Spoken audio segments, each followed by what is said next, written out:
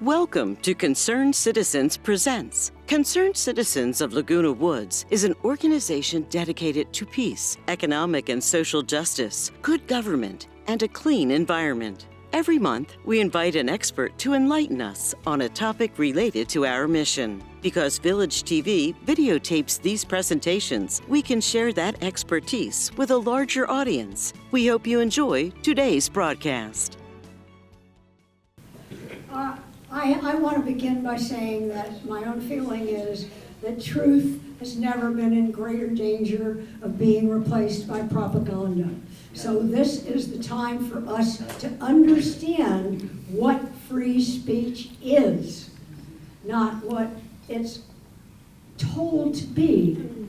So we're going to get a real expert here, and I'm so pleased. It's just perchance that we didn't know what was coming when he said January was the month for him. So David A. Kaye is clinical professor of law at UCI and director of its International Justice Clinic. Among Mr. Kaye's many current positions, he is a member of the European Commission for Democracy Through Law. Formerly, he was a UN Special Rapporteur on the right to freedom, opinion, and expression. He has served as deputy legal counsel in the U.S. Embassy in The Hague, where he worked as a counselor for cases before the International Court of Justice. Before that, he assisted the Office of the Legal Advisor at the U.S. Department of State. He writes op-eds in places like the New York Times, and recently I read him in the Washington Post. He's the author of the 2019 book, Speech Police, The Global Struggle to Govern the Internet. And this evening he will speak to us about that, free speech and the internet. Please help me welcome Professor David Kaye. So I'm going to do this down here. Hopefully it's easier. I can walk around a little bit. It's also old school. I mean, it's funny, I'm talking about the internet, which is supposed to be about technology, but I really don't like PowerPoint. So I didn't even like, do you remember when we were kids, we had transparencies? Anyway, that would be more fun. Anyway, so I want to start, I'm going to, as Suzanne suggested, I'm going to talk about free speech on the internet. And hopefully over the course of this discussion, which I hope will be interactive, I really want to encourage people to ask me questions. There's no point in me just talking at you for an hour and a half. I really want to hear what you're interested in. But I wanted to start by just asking a question about how many of you are online. So how many of you use, okay, everybody's online, right? It's like today to ask if you're online is like, are you breathing? But I want to know, like, what are people using? Do people use, let's say, hands for Facebook? Okay. How about YouTube? You check out YouTube videos. Oh, a lot of YouTube, all right. Google will be very happy for you tonight. How about X? How many are on X? Smaller number. How many were on Twitter before Elon Musk bought it? Okay. How many are on TikTok? We've got like 2 TikTokers. How many make TikTok videos? Wow, cool. You'll have to share your handle with us later. So, look, the bottom line is, you know, our world today is obviously online. Online sources, online media dominate public space. And it doesn't mean necessarily that we're all on all of these platforms all of the time, but they have an outsized influence. It's not just how many of us are using them, but they also influence journalists. They influence young people who may only get their information through online sources. And over the years, of course, one thing has really been consistent in the trajectory of particularly online space that involves user-generated content. By that I mean, you know, those platforms that are self-created, right? Where you and I and our kids and our grandkids and et cetera, where we're actually creating the content that people are watching, reading, et cetera. And what that has meant is a kind of democratizing of free speech. And if we were having this conversation, maybe even, I hesitate to say 8 years ago, but let's say 10 years ago, if we were having this conversation, my guess is it would be a very kind of rosy conversation about how amazing it is that everybody has a voice, right? Before you want to put your opinion out into the world, well, you could write a letter to the editor and you'd be lucky if they print it. You could write an op-ed.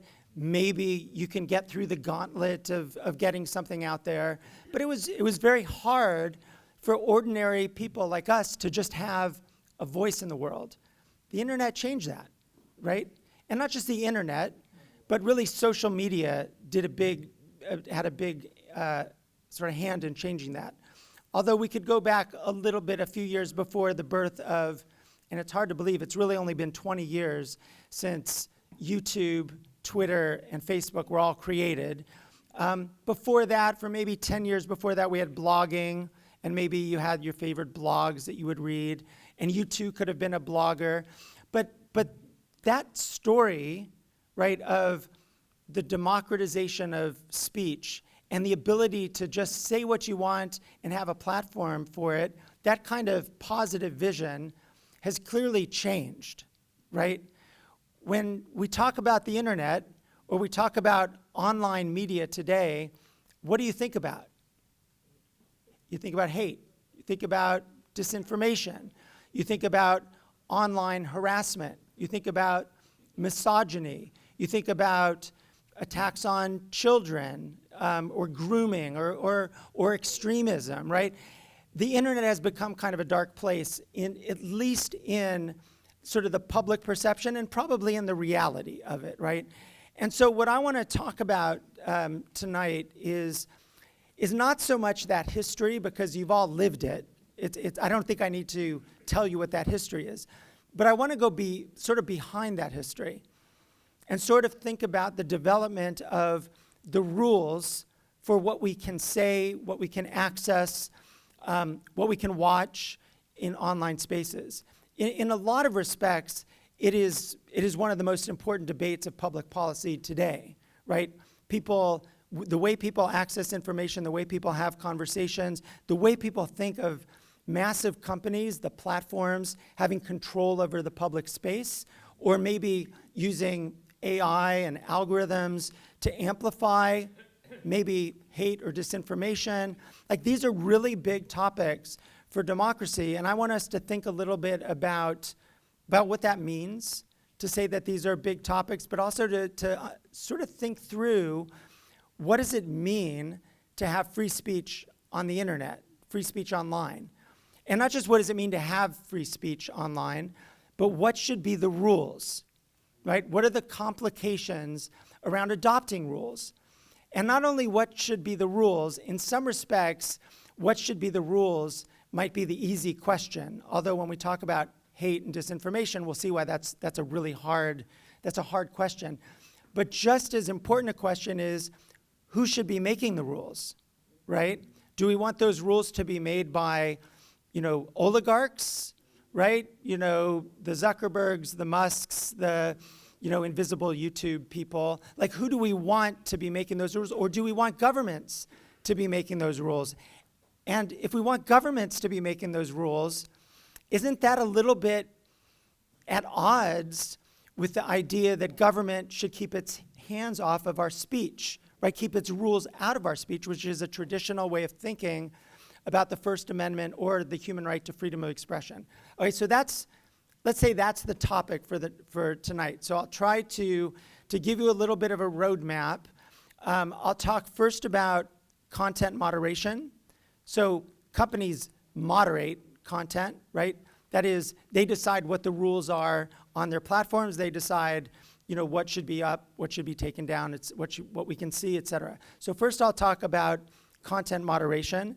Second, I'll talk about state regulation, right? So if companies are doing the moderation, it's states that do the regulation. 10 years ago, we wouldn't be talking much about state regulation because there wasn't much of it.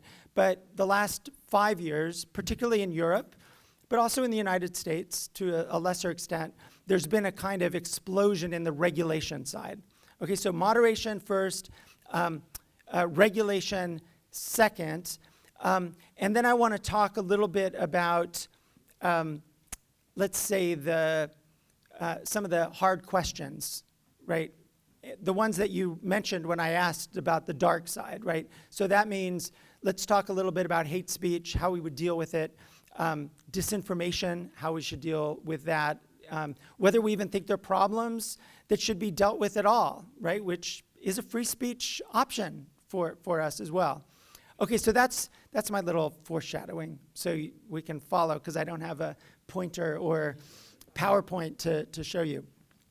Okay, before I do that, let me just tell you what I mean when I'm talking about free speech, because it's probably good for us to have a common idea of what it is we're talking about. And to do that, let me give you two different kinds of legal rules around free speech, right?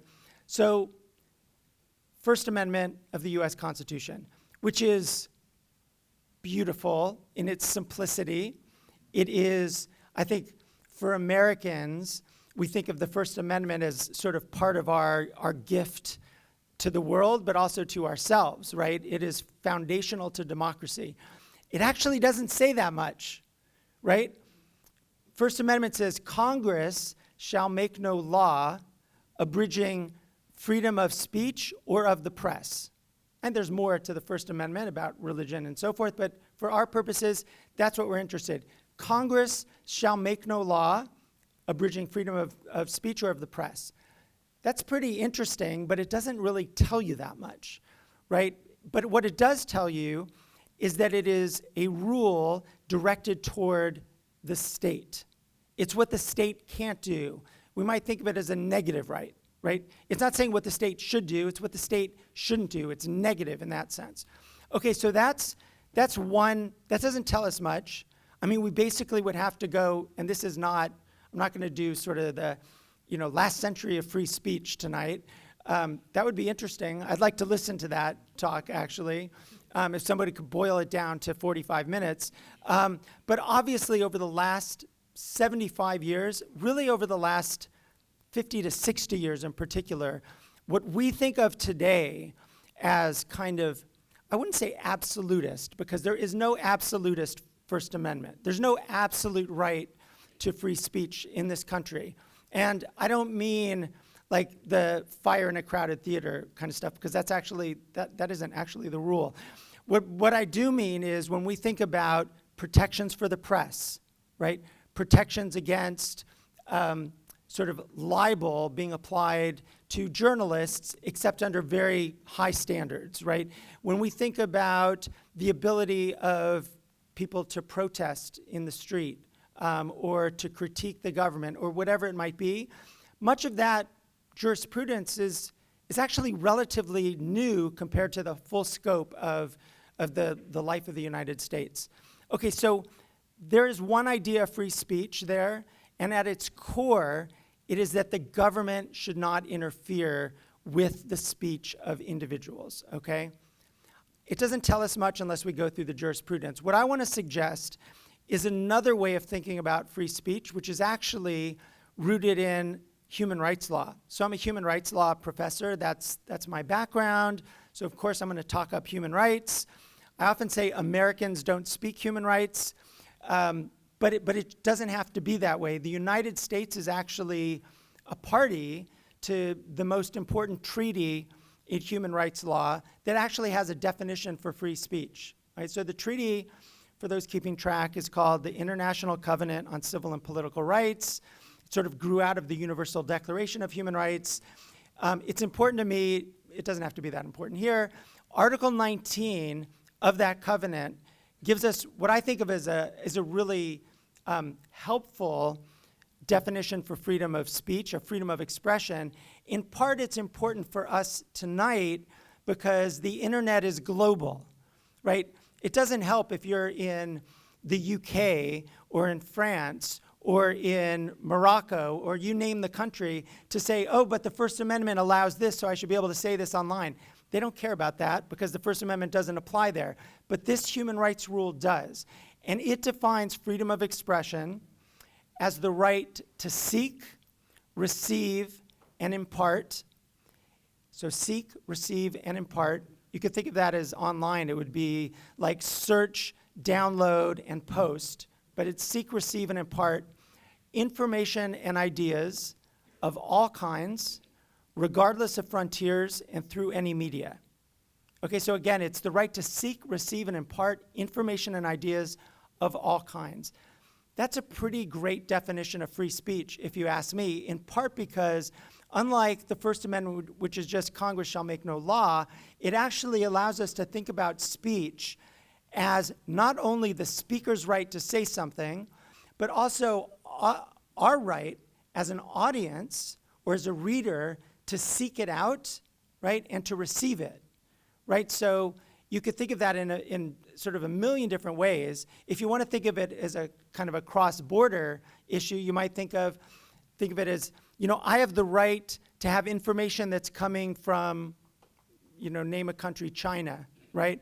I have the right to access information that a person in China wants to impart, right? It's across borders. It's my right to access that information.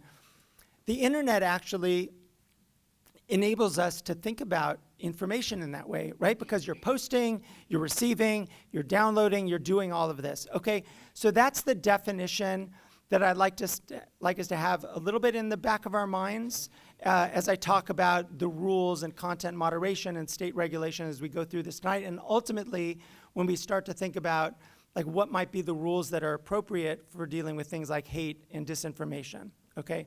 Hopefully that's good. Does anybody want to pause me and say something didn't sound right, or you have a question, or should I just sort of power through? Power through. I'm seeing power through. Okay, so let's talk about content moderation first. Okay, so content moderation is what the companies do. You probably all know this, although it's often hidden, right? When you joined Facebook, for example, you clicked through the terms of service, and one of your agreements with the company was basically, if they have rules about what you can post, it's their rules. You don't get to fight about that, although now you do, which we could talk about later, but basically it's their rules. And their rules, every company has created rules that they call either community guidelines. It's always a community, as if it's a community on Facebook. I won't get cynical about this, but it's community guidelines or community standards. Twitter had the Twitter rules, but they were like little statutes, little constitutions about what free speech meant on their platforms. And they developed over time, although at the very beginning of these platforms, they hardly had any rules at all. They thought free speech, Twitter famously said they were the free speech wing of the free speech party, which sounded nice until spam, developed, and you had to figure out, well, how do you get rid of spam? How do you get rid of people who are harassing other users? How do you get rid of people who are using either racism or anti-Semitism or Islamophobia to basically make their platform unusable? They had to start thinking about these problems. So over time, they went from very light rules to having essentially, like I said, statutes about what free speech meant on their platform, what you could say and what you couldn't say. It got so controversial, right, and we could talk a little bit about this maybe in the Q&A, but it got so controversial that particularly conservatives were arguing that these rules were being designed and used to limit their access to the platform. I mean, we could talk about the evidence around that later, but it became a very big political issue. It became such a political issue, even globally, right? So it's been now 8 years or so since, I'll just give you one little snippet where sort of the issue of content moderation and sort of harm on the ground really collided. Okay, so you might remember that in Myanmar, which we knew growing up as Burma, was going through like a very significant democratization process starting in about 2012. And when that democratization process started, it was going from pretty much zero in terms of independent media, with just state-dominated media, to suddenly an open media environment. And everybody, because there was no real newspaper, I mean, there were some newspapers, but they were having a really hard time. You think it's hard for local media in the United States. It was impossible in Myanmar. So people started to use tools like Facebook to sort of put out their reporting. So that was happening at the same time that, so Facebook was really getting popular in Myanmar. Well, at the same time, Facebook had no Burmese language expertise, right? They had no expertise about what was happening on the ground. And what happens, which you might remember this from the news, but around 2016, 2017, basically there started to be an upsurge of hate on the platform in Burmese content, so Burmese language on Facebook, including like real incitement to violence, right? So Buddhist monks, I mean, you might have a vision of Buddhist monks that is different from what Buddhist monks in Myanmar involved. They were extremely anti-Muslim and extremely hostile to the Rohingya community in Myanmar. And they started to use Facebook for not just hate, but incitement and disinformation about the Rohingya community. And it actually was seen by the UN, so not something I was associated with, but seen by a UN fact-finding mission as basically contributing ultimately to the ethnic cleansing in which the Myanmar government and military forced out hundreds of thousands of Rohingya into Bangladesh, burned their villages and so forth. They really tie that hate and incitement to that. And so while we were having debates in the United States about Facebook and Twitter and YouTube and sort of their role in either disinformation or extremism and all of that, around the world, people were seeing these examples of kind of content gone haywire. Basically, anything goes, and it had real consequences for people on the ground. So over time, the platforms realized they needed rules. In part, they needed rules because, well, governments were saying, if you don't clean up your act, we're going to impose rules on you. Governments, by and large, didn't do that at first, and so the platforms started developing rules. They started developing rules that were so dense, so thick in the specificity of the rules that even at Facebook, they had a bi-weekly meeting that they called their it's called their policy forum, but the head of it used to call it their legislative council. I mean, they were really acting like governors. A friend and colleague of mine wrote an important law review article called The New Governors, which was really highlighting this fact that these platforms were acting like, sort of like little governments. And if you think about the platforms and your own experience on the platforms, and the rules that developed, and also the debates that we saw over time, you know, government wasn't involved, right? And I'll talk a little bit about why government wasn't involved, but it was essentially the platforms making decisions about their rules. Okay, so that's content moderation. It's been happening for many years. Most people are unhappy with it for all sorts of reasons, either, you know, and this is the problem, right? Either too much is taken down or not enough is taken down. Depends on, you know, where you sit or where you stand. So that's been happening for many years. It culminated in a way in 2021 when Facebook actually created, originally Mark Zuckerberg called it the Facebook Supreme Court.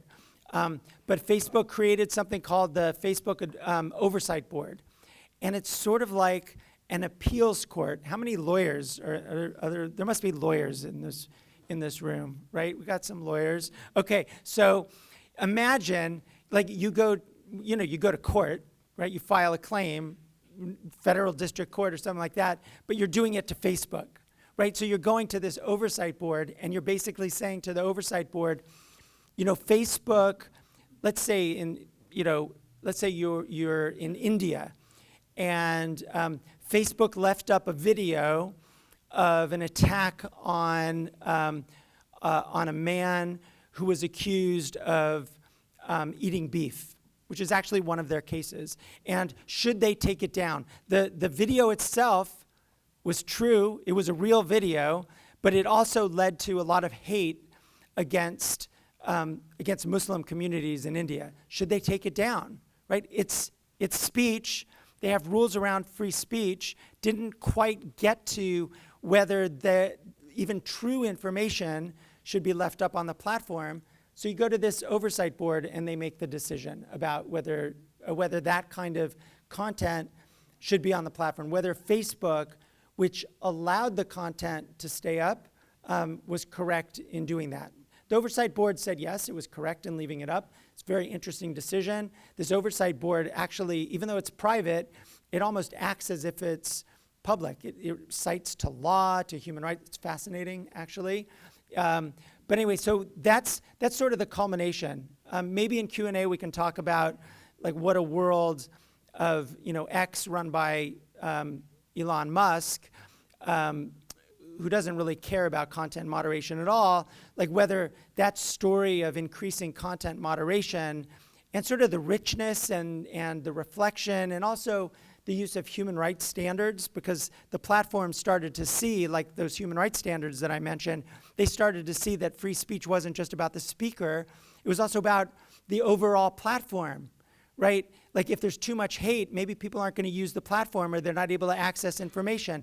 That's kind of a human rights sounding approach to their platforms, not necessarily just a, what the speaker gets to say kind of approach. Okay, all of that is happening. There's controversy, there's development, there's new rules, there's this oversight board. In parallel to that, governments don't see much change. Like they see that the platforms are changing their rules, but they still see hate on the platform. They still see amplification of disinformation. I mean, 2016, I don't know what happened in 2016. I mean, I literally don't know what happened in 2016. But 2016, two major things happened, right, that kind of changed the way governments, or let's say policymakers, but also the public saw the platforms and what they were doing here, right? The first one was Brexit, which involved quite a lot of disinformation on platforms in the UK. And the second was the election of Donald Trump, right? The first one. The first election. There's only one Donald Trump.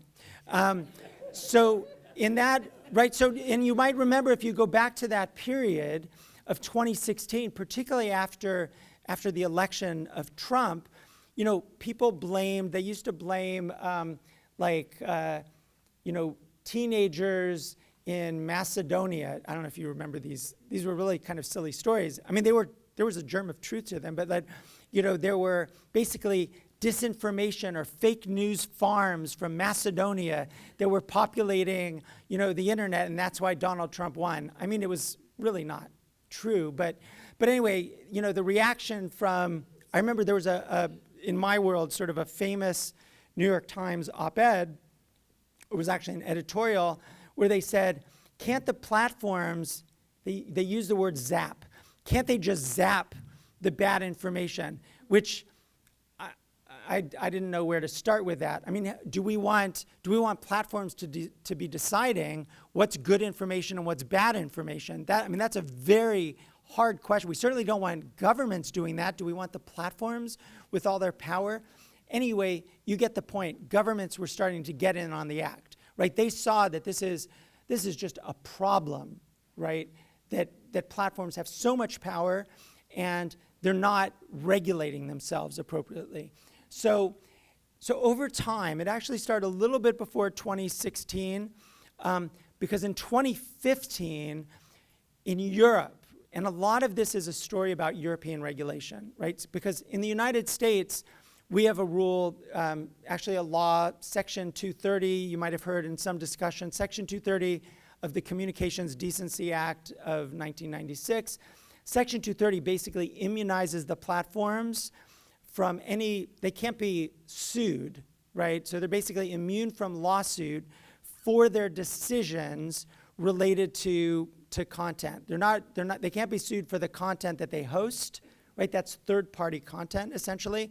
And they can't be sued for the rules that they adopt in order to decide what's on the platform and what's off. They're basically immune from suit for that. And that, we could have a long discussion about Section 230, but that has, in many respects, been the fuel for the development of the tech, but at least the online, the internet economy in the United States. Very little question about its importance in that. But it basically meant that there were no rules here, at least no regulation to enforce rules. Europe was different, right? So Europe, they had something similar.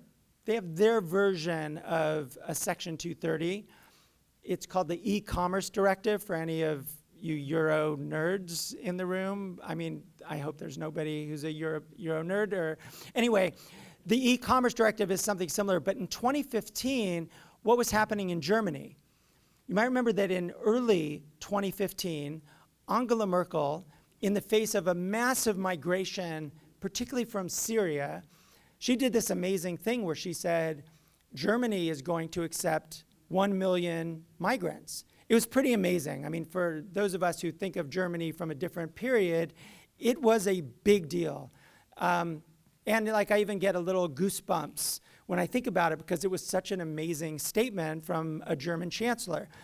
But what followed that was enormous hate in the country. So, and this was hate that was directed, not only to Syrian migrants, people who were just coming from civil war in Syria, but it was also directed against Turkish people, many of whom had been in Germany for generations. There's a huge Turkish community in Germany. And so a lot of this was happening, and a lot of it was being generated on Facebook, right? Facebook was the place that the emerging right, which we see ascendant in Germany today, by the way, was sort of getting its act together and basically calling for protests in the street and action against, like hateful action against migrants, refugees, and even, longtime residents of Germany, but from Turkey. So what happened? Well, the Minister of Justice of Germany decided this is untenable. And he wrote a letter to all of the major companies, to Facebook, to YouTube, to Twitter, and said, look, you need to get your act together. You need to have rules. And that means if you see hate, which is, when it constitutes incitement, it's unlawful in our country. Maybe it's not in your home country, but it's unlawful here. You need to take action against it. So they created this code of conduct. The company signed on to it. That failed. They tried at the European level in Brussels to do it European-wide. They created a code of conduct. That failed. Germany ultimately in 2017 adopted a law that basically said that if you commit one of these criminal acts that's in our code and you do it online, so things like displaying the swastika, using hate speech against protected communities, criminally insulting someone, which is a weird one and actually quite problematic. But if you did any of these things online, and if these are on your platform online, and you do nothing about it when you're notified about it, you are going to be fined. And those fines were pretty steep, although maybe chump change for some of these platforms. But you create enough problem, you're going to have a lot of fines to deal with. Okay, so that was passed in Germany called NetzDG, and it sort of changed the way Europeans started thinking about regulation online. And ultimately, after several years, all of Europe got together the European Union made a decision about how they were going to address online hate, online disinformation, harassment, and so forth. And they decided that this German approach of attacking specific content, of trying to criminalize specific content was difficult for them, was a problem from the human rights perspective, and wasn't really solving the problem. There was still hate online, there was still disinformation. It wasn't really helping the problem, helping solve the problem much at all. So Europe took a different view. Again, through all this period, the United States isn't doing anything except politicizing. I mean, I often talk about Congress during this period as kind of a clown car. You know, they would haul up Zuckerberg and Jack Dorsey, who was the head of Twitter, and others, and it would just be politics. It would be a show, and there was no legislation behind it. There was no, how are you going to solve this problem? Europe took a totally different approach. Europe took sort of a whole of the internet kind of approach, and they adopted first something called the Digital Markets Act, which is designed to deal with the fact that these companies are just so big, so sort of a competition approach. Again, not a free speech approach, not attacking content, but attacking the size of these companies. These companies were just so big that they had more power than the government. So that was one approach that Europe took, Digital Markets Act. A second approach that they took was something called the Digital Services Act. There's no quiz after this, so there's no test. I just want to give you the sense that Europe saw this as a problem that wasn't just about, a speaker saying bad things, but it was about the power of the companies, and the DSA, this Digital Services Act, was about their total opacity. Nobody knew what they were doing. Yeah, they said they had rules, but how were they applying those rules? How were they discerning or determining the risks of their platforms to migrants, let's say, or the risks to hate or to children? Nobody knew. So Europe basically took the approach that this is a problem that's bigger than particular speech, and we don't want to just regulate speech because government shouldn't be, the ministry of truth. I mean, and European lawmakers would say this a lot. We don't want to be the ministry of truth. Of course, then Mark Zuckerberg, ever the follower, I'm sorry, I could talk about Zuckerberg all day, but, then he said, we don't want to be, the arbiter of truth. So that was the European approach. And so now, at this moment, right, we have two different things happening. And this is where I want to get us into sort of thinking about hate and disinformation. But before getting there, I want us to think a little bit about these two different ways of regulating content online. And I think to a certain extent, it goes back to the question I asked at the beginning. It's not just about what the rules should be, but also who decides? Who should be deciding what the rules are, right? So now you've got these two different things. You've got emerging regulation, right?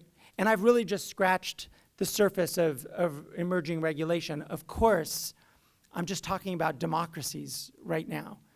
I mean, it's not as if Egypt isn't, that's a lot of double negatives. I will put it in a positive way, right? Egypt, as an example, is throwing people into jail for things they post online. Myanmar, throwing people into jail for things they post online. That's another approach, right, to content moderation. You just literally shut people up. That's not what's happening in democracies, although sometimes in the debate you might think that's what's happening. It is not what's happening. What we see is emerging kind of models for regulation. Now, in the United States, there's been pressure on this Section 230 for some time. A lot of people make an argument that is totally legitimate, that actually companies should be liable for what they host, for the content that they host. I have my doubts about that, in part because the companies are just so massive. The amount of content that they would have to know about would be quite insane, to put it bluntly. It's very difficult for them to do this at scale. Maybe the approach then is to break them down, right? Make them a little bit more like bite size so that you don't have that kind of scale problem. Or maybe you approach it by looking at their algorithm. Like, what is it? Maybe it's not, one random person posts something that 6 people see, who cares, right? But if the algorithm is amplifying that content so that millions of people see it, maybe the problem isn't really the content, but maybe it's the algorithm, the way that it's amplified. It's more of the technical issue rather than the speech itself. And that might be a way to address some of these problems.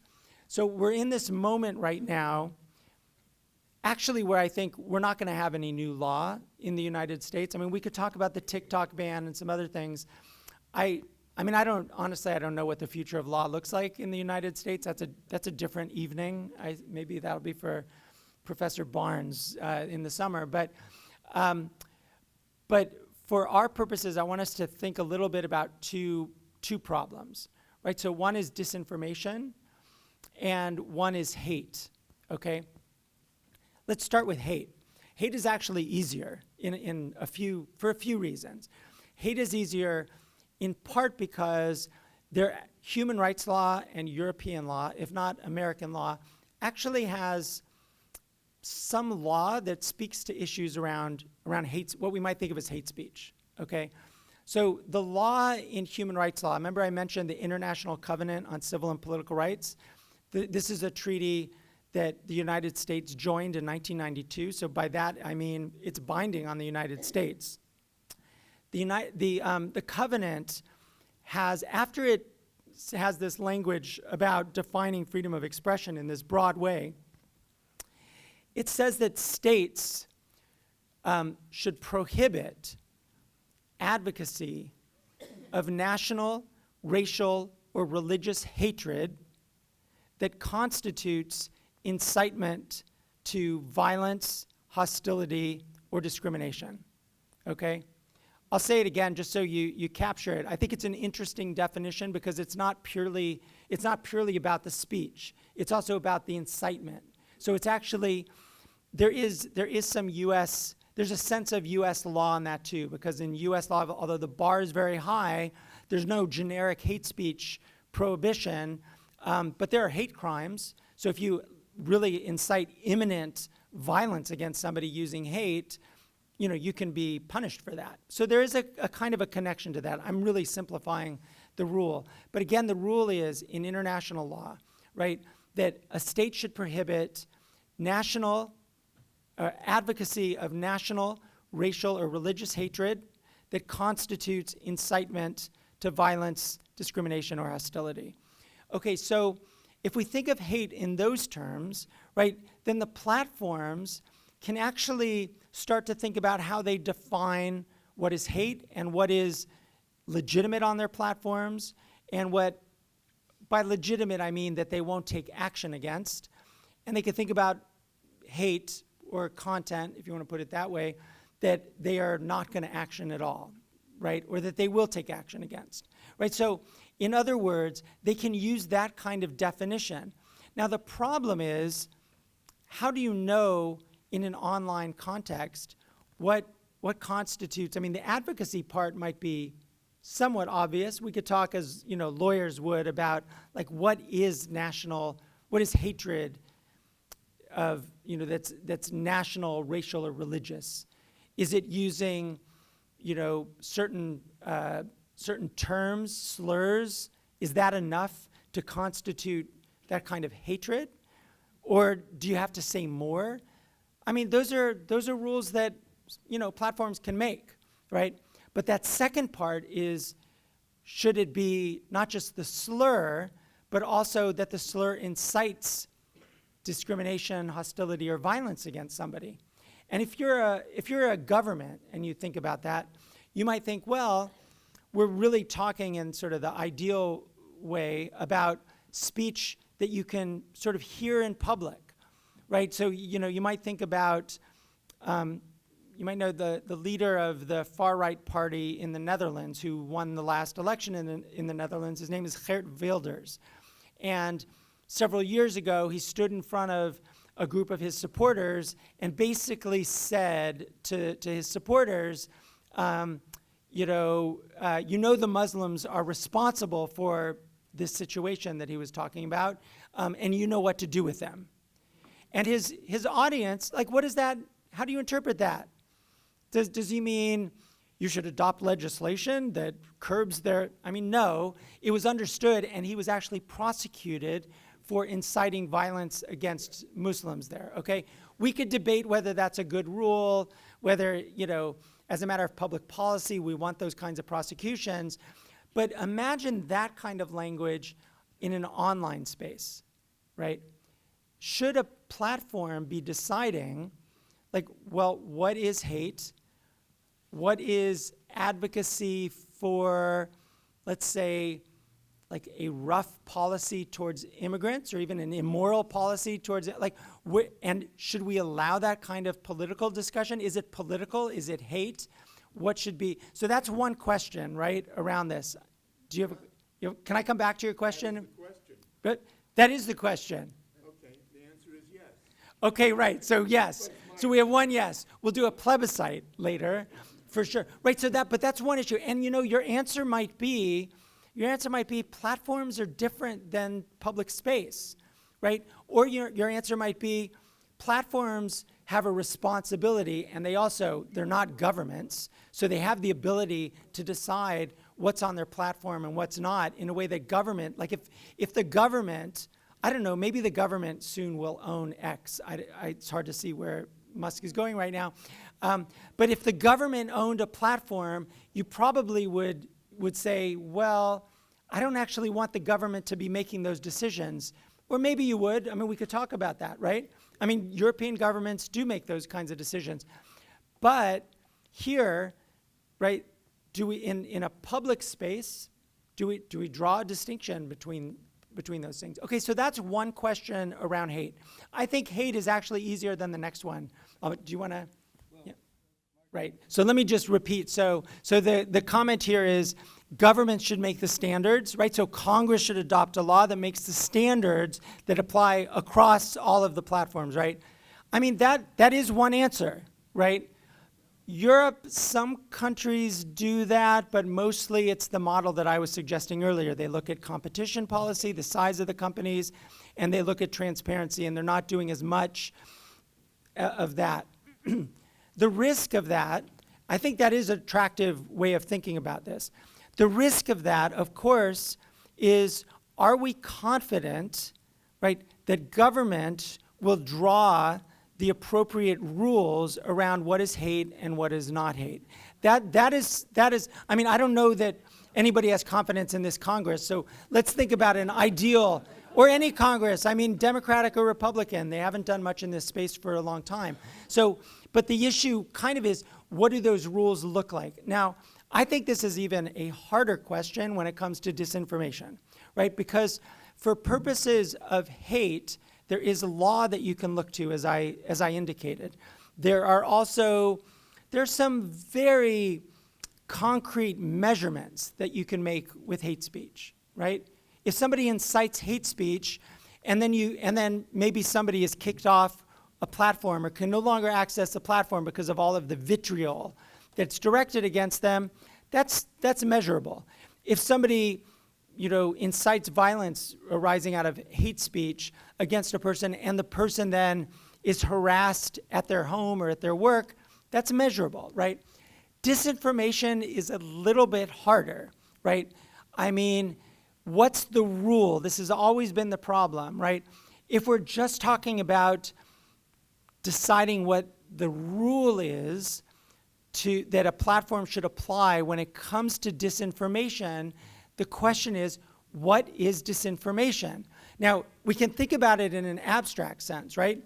And in an abstract sense, disinformation might be, sort of the purposeful manipulation or false information or lying about some issue, right? In order to, again, manipulate the way people think or know about an issue.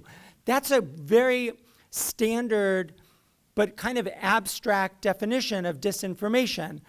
The problem is, how do we identify it? How do we separate? And I don't mean just how do we identify it. I mean, how do we identify it at the scale at which these platforms operate, right? How do we, in fact, include rules, either content rules that are then applied by algorithms that are meant to sort out the disinformation from the true or real information, sort out the satire from the disinformation, sort out the mistakes. My daughter's a journalist, so I want to say journalists don't usually make mistakes. But She's had a couple corrections herself. She would hate that I said that, actually. But, would the mistake be, sort of flagged as disinformation? Look, I'm raising these are issues you know about, right? You know that these are problems in disinformation. The issue, I'm going to stop in just a second, and we can have conversation. There are other ways of dealing with these problems other than by just sort of saying, we're going to identify what is disinformation and we're going to take action against it. We're going to zap it. There are other ways to do it. So some of the platforms have identified these possibilities. One is like who's doing the posting, right? So sometimes the person doing the posting just created an account yesterday. That's a signal that the information that they're posting maybe should be actioned, at least looked at, right? And that allows you to do that, right, without saying, oh, this is true and this is false, right? You could also act by labeling, right? So let's imagine, one of the key problems around disinformation, at least from now and moving forward, is deep fakes, right? The possibility that people will use artificial intelligence in order to create an image, which they can already do, of a political leader who's saying something that they absolutely did not say, right? So I won't give examples. I feel like today, in like today's times, I feel like I'm seeing deep fakes, but they're real all the time. But but there's this problem of deep fakes, right? So instead of saying that's true or that's false, although you could do that, and I have one example that I want to mention, you could also say, no, you know what, we're going to require labeling of manipulated video so that at least people have the sense to say like, oh, there's something wrong with this content, right? So that's another approach. One other I mentioned satire before. And so you remember I think it was in 2019 or something, where Nancy Pelosi, there was a video that was all over the place, and it was Nancy Pelosi, and it looked like she was slurring, right? So it turned out that was manipulated content, right? Okay, that's a problem. I didn't laugh at it. If it were a different politician, I might have laughed at it. This is the problem of satire and of the way we treat public leaders, right? So that was manipulated. That was a problem. But what's the rule look like? What rule do you adopt to say, that video of Nancy Pelosi is disinformation that should be taken off the platform versus that is a form of political satire, which, let's be honest, from the very beginnings of this country, making fun of our leaders is kind of sport. That's what we do. And I don't want that denied to me. Maybe I don't mind if Facebook denies it because it's a private platform, it can do it. But you still have to think through, like, what is the rule? How do you apply it in these situations? Do you apply it equally to The Onion as you do to the New York Times? Those are some of the problems that we face here. Okay, so I'm just going to wrap it up. So because I didn't allow for as much interaction as I promised at the beginning. Sue me. There's a few lawyers in the room. I guess you can do that. But just to bring it all back, these are issues that they're not going away, right? I personally think that the European approach of addressing the size of these platforms and addressing their transparency is a more likely route. Now, it has to be enforced, but if it's enforced, it's a more likely route to dealing with the problems, which I think ultimately are power problems of the platforms, than basically saying to the platforms, here's the code, here's the speech code that we want you to apply, and go to it. I think that leads to, because, when the government has good rules, maybe you're happy with that. When the company has good people running them, maybe you're happy with it. But you're not going to be happy with government all the time, right? Or maybe no, right? So that's the problem. So I think the European approach might be the future. Of course, we're in a moment of, I think as Suzanne said, we're in a moment of real turbulence. That turbulence is not just what we're seeing in Washington right now, it's global. If you look at all of Western Europe right now, there are threats to public space, to media, to democratic governance. So this isn't like a limited to the United States kind of issue. So I don't see a lot of change happening, but I do think it may be, I mean, I don't want to end on a downer, but we may have in a way missed our opportunity, right? Because I don't think the United States is going to adopt rules that limit Elon Musk's power or Mark Zuckerberg's power. I mean, they're paying for some protection right now. It's like I'm sorry, I had to go there. But they're paying for protection right now. But also, I don't know if Europe is going to be in a mood in order to make this like a geopolitical fight with the United States. So we might have, in fact, missed our opportunity, and in some ways, like the worst may be coming, but at least those of us who think about like what rule of law should look like and how those rules should apply when we're talking about private companies, at least we do have some standards. They're human rights standards. They may be also power and competition standards that we can look to as well. But hopefully this sort of at least illuminated some of those alternative ways about thinking about online speech. So I'll end there. Happy to take a lot of questions. So, all right, so on the first issue, so Facebook, just about 2 or 3 weeks ago, well, a little bit of background. So one of Facebook's innovations in terms of dealing with disinformation was basically to support a network of fact checkers around the world. And this was meant to deal with like all sorts of places, like, Facebook in Silicon Valley, they know the United States, but they don't know, media and facts and stories in Africa, for example. So they had fact checkers in Africa. They had fact checkers all over the world. The fact-checking industry as a whole is not a solution to online disinformation, but it was helpful. It gave people signals as to what might be factually wrong when posted on the platform. And actually it went beyond that because Facebook's support actually helped develop this industry, and they had off-platform roles as well. Mark Zuckerberg announced a few weeks ago that he was ending that support of fact-checking. I mean, there's no question why he did it, right?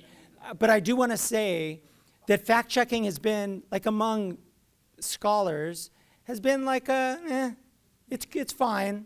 It's not the end. It's not it's not saving us from disinformation.